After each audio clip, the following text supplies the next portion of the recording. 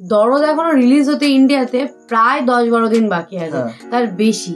কিন্তু বাংলাদেশে চলছে, মালয়েশিয়ায় চলছে, ইউরোপে চলছে। তো সেখানে মানুষের কি প্রতিক্রিয়া সেগুলো আমরা দেখেছি আগে একটা ভিডিওতে আমরা দেখেছি বাংলাদেশে। তো এখানেও বাংলাদেশেই বেসিক্যালি আছে, বাইরের দেশের এখনো সেভাবে আমরা রিভিউ পাইনি, কিন্তু বাংলাদেশের রিভিউ তো পাচ্ছি।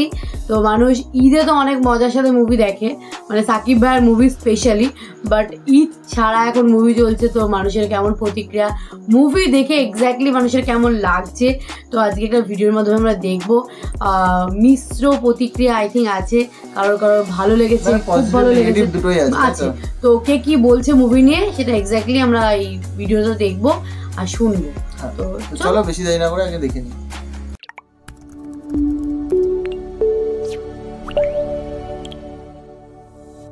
পাগল মানসিক এটা হইলো অন্য মামুন সিনেমাই পারে না বানাইতে। বলতে হবে একের superstar mega, all the best Shakib Khan is দরদ।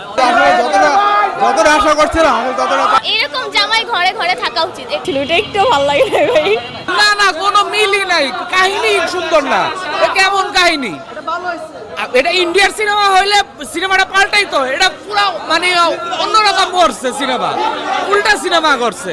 অন্য মামুন সিনেমাই পারে না বানাইতে, এই সিনেমা এইভাবে করে না। সিনেমার ধরন আছে, এই যে সালমান খানের তেরে নাম কত সুন্দর সিনেমা, লাস্টে পাগল লাগে। তারপরও সিনেমার একটা স্টাইল ছিল, ওরকম সিনেমার স্টাইল নাই, কোনো সৌন্দর্য নাই, মিলাইতে পারে না বুয়া। ভাই যারা না বুঝে তারা অথচ কিন্তু ছবি কিন্তু ফাইন ছবি করছে, বুঝছেন। মনে করেন যে বলেন আধা পথে নিয়ে কোমর ভাঙ্গে, এই কারণে মনে করেন যে বাঙালি তো বোঝে না কিছু, না বুঝে আনতে ছবি খারাপ হয়েছে। এর চেয়ে ভালো কেমনি হইব ছবি বলেন। আধা পথে নিয়ে যে কোমর ভাঙ্গে ছেড়ে দেয়, এটাই মাইয়া করে বুঝাইছে কইরা আর কি। এমনকি এই গানটাও যায় দেন এই ছবির থেকে, হিস্ট্রির থেকে গাইছে শিল্পী, কেউ বুঝে না এই গানটা। অত না বুঝে আনতে ছবি ভালো হয় না, মূলত বাংলাদেশের মায়া করে ভালো করানোর জন্য। কিন্তু যারা বুঝে না এই কারণে মনে করেন করে বুঝাইছে যে এভাবে হয়, এটা বাস্তব। অনেক এই যুগে অনেক মেয়েরাই আছে যে স্বামীর কথা শুনে না শুনে আরেকজনেই ভালোবাসে, যে মনে মনে ঘুমায় স্বামীর সাথে, কিন্তু স্বপ্নে দেয় কিন্তু নায়কের, কিন্তু ওই নায়ক নাই। আসলে বাস্তবে স্বামীর এই ভালোবাসা উচিত, এটাই বুঝাইছে। ভালো গুড।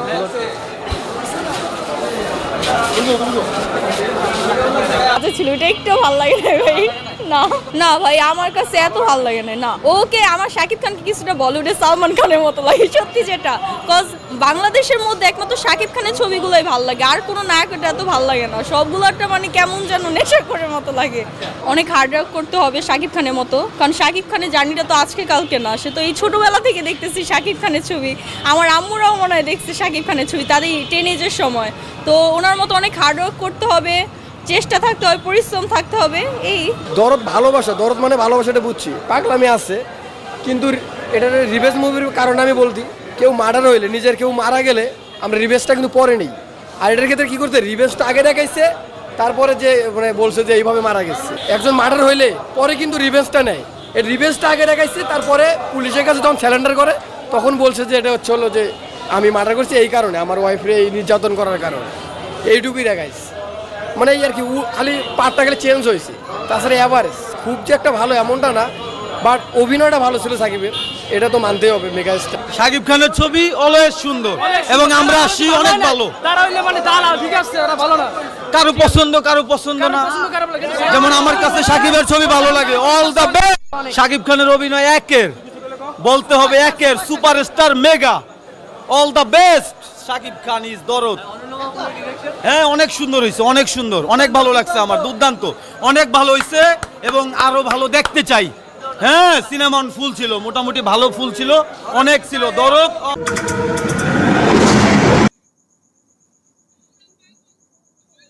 মানে পজিটিভ ফিডব্যাক রয়েছে, তার সঙ্গে কিন্তু নেগেটিভ ফিডব্যাকও আমরা দুটো দেখতে পেলাম। হ্যাঁ মানে কারোর কাছে খুব একটা ভালো লাগেনি।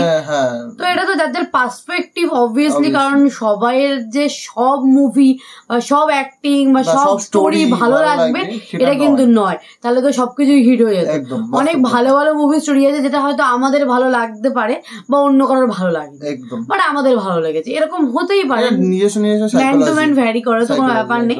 বাট অ্যাভারেজ মানে অ্যাভারেজ যদি ভালো হয় তাহলে হ্যাঁ অবভিয়াসলি মুভি ভালো হয়েছে। তো এখনো পর্যন্ত সেই রকম হিউজ লেভেলের মানে ওই খারাপ রিভিউ খারাপ নেগেটিভ জিনিস আমরা এখনো পাইনি।